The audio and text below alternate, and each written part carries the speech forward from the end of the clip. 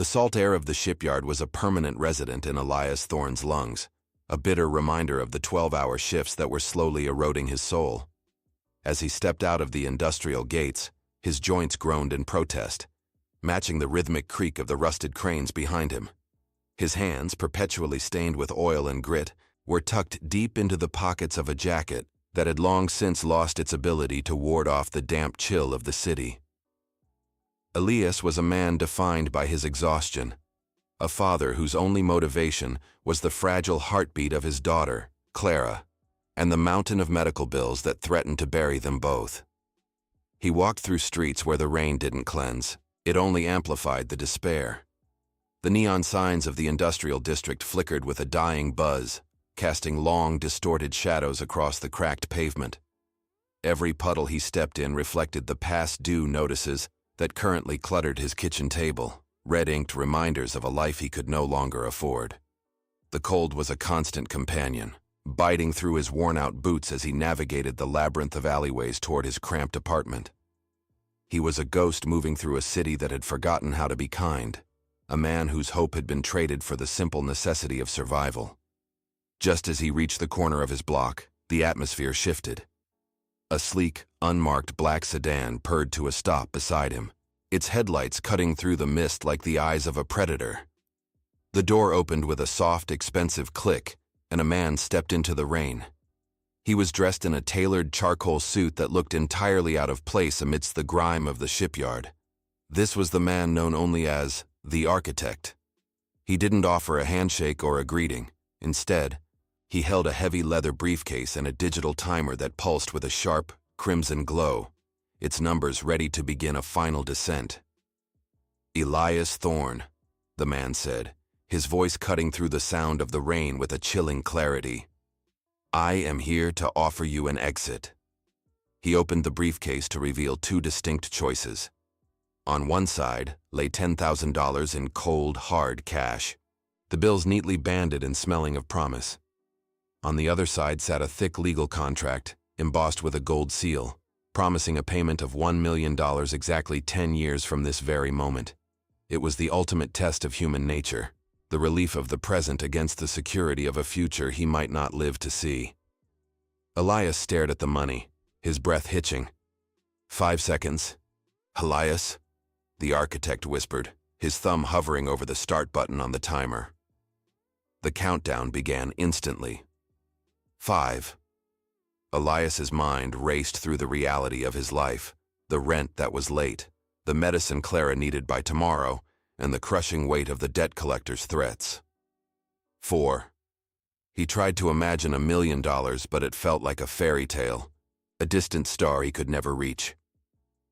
Before we continue, subscribe to the channel and tell us in the comments where you are watching from. 3. The hunger in his stomach and the cold in his bones screamed for the immediate comfort of the cash. 2. Elias's hand trembled as he looked at the money. $10,000 wouldn't change his life forever, but it would change his life tonight. 1. Elias lunged forward, his fingers closing around the cash. The architect drove away, leaving a card behind. It said, "You chose the present. Survive the future." Elias ran home, only to find his front door kicked in. He burst into Clara's room, where a shadow waited, holding the very contract he had just walked away from, its golden seal shining like a curse in the dim, flickering light of the broken hallway lamp in this very moment. The $10,000 vanished like mist in the morning fog. It felt like a fortune in that rain-slicked alley, but the reality of debt was a ravenous beast. Within 90 days, the cash was gone, consumed by Clara's surgery fees, predatory back rent, and mundane costs of survival. Elias stood once more on the industrial docks, his hands cracked, realizing he had traded an empire for a momentary reprieve. The relief had been a fleeting shadow, leaving him with only the bitter taste of regret that curdled in his stomach whenever he looked at his daughter. He was back to square one, but with a heavier soul. The architect didn't disappear with the black sedan. He became a ghost in Elias's peripheral vision.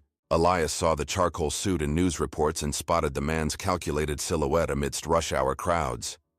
The choice hadn't been a simple experiment. It was an initiation into a game Elias didn't comprehend.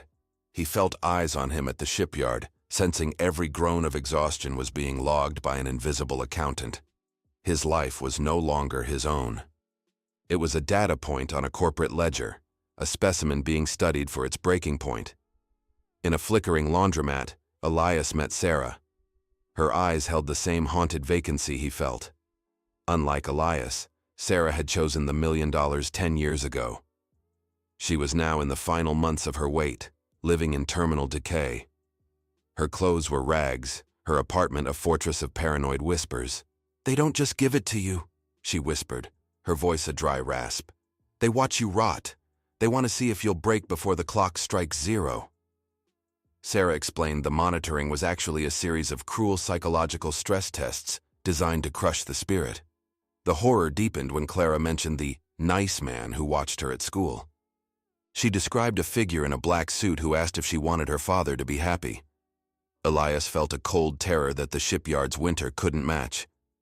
The architect was no longer watching from a distance. He was encroaching on the one thing Elias tried to protect. The realization hit him like a blow. By taking the $10,000, he hadn't bought safety.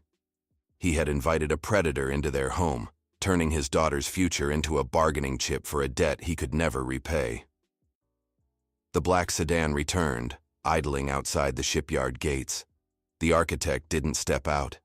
He simply rolled down the window. "A mistake can be rectified, Elia," he said. "I can offer a switch. Sarah's contract for your freedom. Bring me her papers, and your debt is erased." The temptation was a serpent coiling around Elias's heart. He looked at his oil-stained hands and thought of Clara's future. Resentment flared into a dark fire. He began to track Sarah through the neon-lit underbelly, a predator born of desperation, looking for a way to undo his past choice. Elias broke into Sarah's apartment during the night, heart-hammering. He expected to find the gold-sealed contract. Instead, his flashlight landed on a wall covered in hundreds of photographs. They weren't of Sarah's family. Every single photo was of him. Elias at the shipyard, Elias at the hospital, Elias holding the cash. Sarah wasn't a fellow victim. She was a sentinel, an observer hired by the hedge fund to monitor his moral decline. She had been documenting his descent into desperation since the very moment he took the money from the architect's hand. Sarah stepped into the room, light switch sounding like a gunshot. She held an old, reel-to-reel recorder. "You were never the first," she whispered.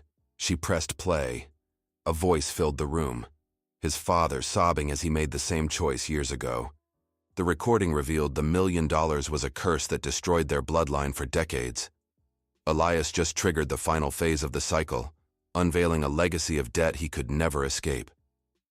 10 years is a long time to live in the cold shadow of a choice, but Elias Thorne used every single day of that decade to sharpen his resolve. He did not simply survive the shipyard. He became a ghost within its complex machinery. While the architect's organization watched him, waiting for the moment he would crumble under the weight of his debt of character, Elias was rebuilding a life that no algorithm could predict. Through back-breaking labor and relentless discipline, he provided for Clara without their tainted gold. He watched the cycles of the rain-slicked city and realized that the game was rigged by design.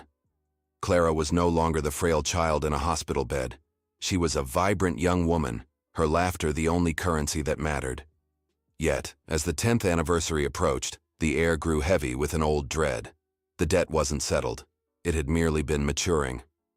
The black sedan returned on a Tuesday, idling silently in front of Elias's home.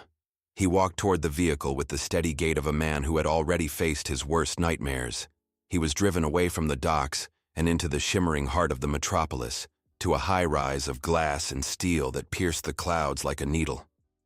Inside the penthouse, the architect waited. But the man was different, merely a vessel for something far larger. The room was dominated by shimmering holographic displays, a pulsing nexus of data that calculated human misery. The architect was revealed as the interface for an AI-driven hedge fund that treated the human soul as a commodity. Every choice Elias had made was a variable in an equation designed to maximize profit for an elite class that thrived on desperation. "The 10,000 was never a gift, Elias," the architect said, his voice synthesized through the room's speakers. "It was a debt of character. You unknowingly signed away the rights to your daughter's future earnings." The screens flickered, displaying Clara's academic records and projected career paths. By taking the immediate cash, Elias had accepted the terms of the interest. The organization owned her potential before she even understood labor. They had bet on his hunger, and they believed they had won. The architect gestured to a suitcase containing $1 million, offered now as a final bribe for Elias to stay silent and walk away, leaving the cycle intact for the next victim. Elias didn't look at the money. Instead, he pulled out a small, battered digital drive. "I spent 10 years at the shipyard," Elias said, his voice echoing with a quiet power. "I didn't just move steel. I used the survival skills I learned by being poor to outmaneuver you. I watched your ships, your logistics, and your hidden accounts. I documented every bribe and every life you dismantled." He revealed that he hadn't been a passive victim. He had been a silent architect of their destruction. He had spent a decade gathering evidence of the fund's illegal manipulation of the economy. He wasn't there to trade Clara's freedom for $1 million. He was there to burn the entire system down. With a deliberate movement, Elias struck a match. He didn't need to burn the drive. The data had already been uploaded to federal investigators an hour ago. Instead, he took the gold-sealed contract the architect had produced and held it to the flame. He watched the paper blacken and curl into nothingness, choosing his integrity and his daughter's freedom over the wealth that would have enslaved them. The $1 million remained untouched on the table, a pile of paper that no longer held any power over him. Integrity was a currency the algorithm could never calculate. Elias walked out of the high-rise as the first sirens began to wail in the distance, a herald of the organization's collapse. Back in his small kitchen, the past due notices were a memory of a different life. Clara sat across from him, the morning sun illuminating the peace they had fought to secure. "Do you ever regret it, Dad?" she asked gently. "The $1 million? We could have been rich." Elias looked at his daughter, free and beholden to no one. "I spent $10,000 to learn that you can't put a price on the next 10 years, he replied, a knowing smile touching his lips. That evening, Elias stood on a familiar street corner.